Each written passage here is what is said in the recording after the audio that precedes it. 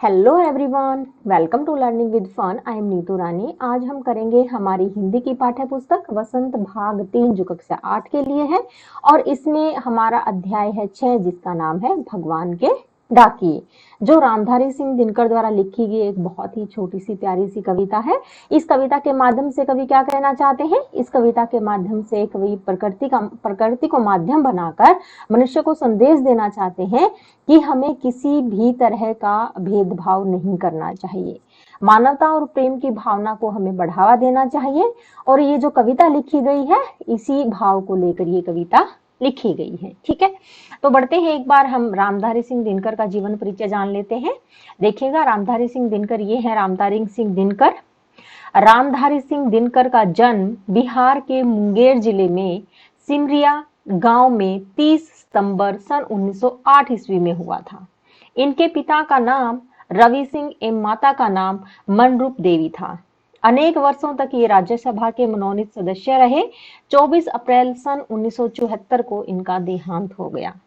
ठीक है, ये है रामधारी सिंह दिनकर का जीवन परिचय। अब बढ़ते हैं अपनी कविता की तरफ। ये देखिएगा, भगवान के डाकिए जो हमारी कविता है और रामधारी सिंह दिनकर द्वारा लिखी गई एक छोटी सी प्यारी सी कविता है। देखिएगा, पक्षी और बादल ये भगवान के डाकिए हैं जो एक महादेश से दूसरे महादेश को जाते हैं। हम तो समझ नहीं पाते मगर इनकी लाई चिट्ठियां पेड़ पौधे पानी और पहाड़ बाँचते हैं। इसमें जो कठिन शब्द दिए गए हैं इनको भी जान लेते हैं। देखिएगा, डाकिए मतलब संदेश वाहक जो होते हैं, जो संदेश देने वाले होते हैं। ठीक है, महादेश विशाल देश। ठीक है, और ये चिट्ठियां पत्र बाँचते हैं मतलब पढ़ते हैं। तो कवि क्या कहते हैं? कवि कहते हैं कि आकाश में जो उड़ते हुए पक्षी और बादल भगवान का संदेश लेकर आए हुए उसके डाकिए हैं जो एक देश से दूसरे देश को उड़ते रहते हैं। इन डाकियों का संदेश हम समझ नहीं पाते क्योंकि हमारी जो सोच है वो कैसी है? संकीर्ण है। ठीक है, किंतु जिसके लिए वे हैं वे समझ जाते हैं। जो भगवान जो संदेश देना चाहता है, पक्षी और बादल, ये इनके माध्यम से जो भगवान संदेश देना चाहता है और जिसके लिए वो संदेश होता है वो समझ जाते हैं। भगवान बादलों के द्वारा जो संदेश भेजते हैं और उन्हें पेड़ पौधे पहाड़ जल अच्छी तरह से पढ़ पाते हैं क्योंकि ये उनके लिए ही होते हैं।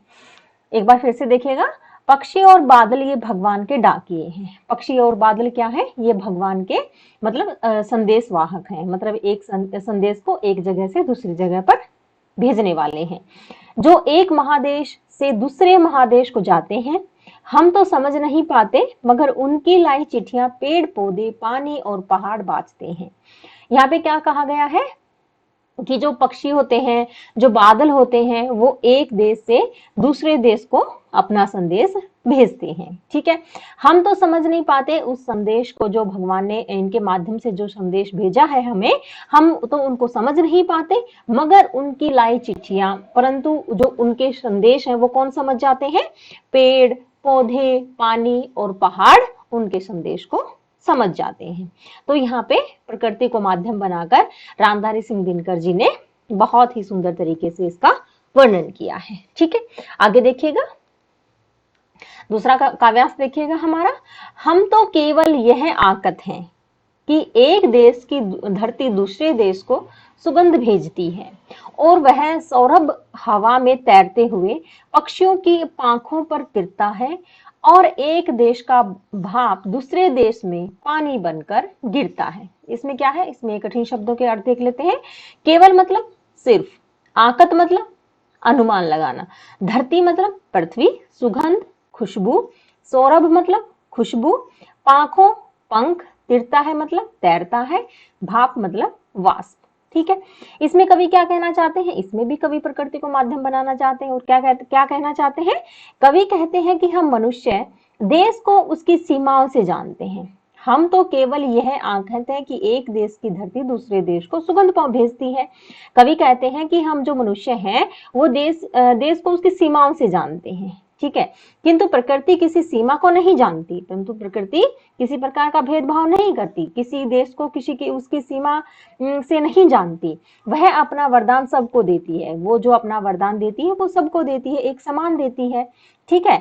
सुगंध किसी बंधन को नहीं मानते हुए एक देश से दूसरे देश उड़ती रहती है। जो खुशबू होती है, जो एक देश की खुशबू होती है, वो दूसरे देश में बिना किसी बंधन के, बिना किसी भेदभाव के वो एक देश से दूसरे देश में उड़ती जाती है।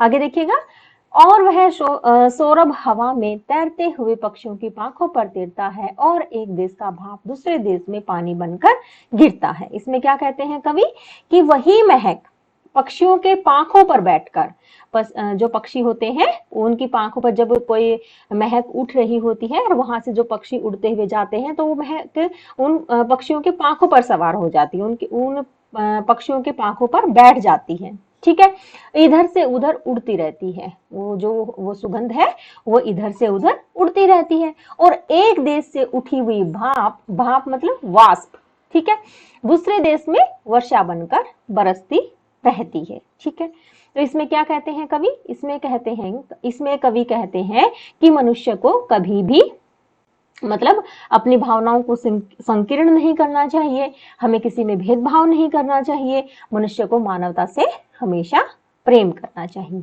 ठीक है, तो आपको ये मेरी कविता कैसी लगी? अगर आपको ये मेरी कविता अच्छी लगी हो तो प्लीज लाइक, शेयर और सब्सक्राइब करना नहीं भूलिएगा। धन्यवाद।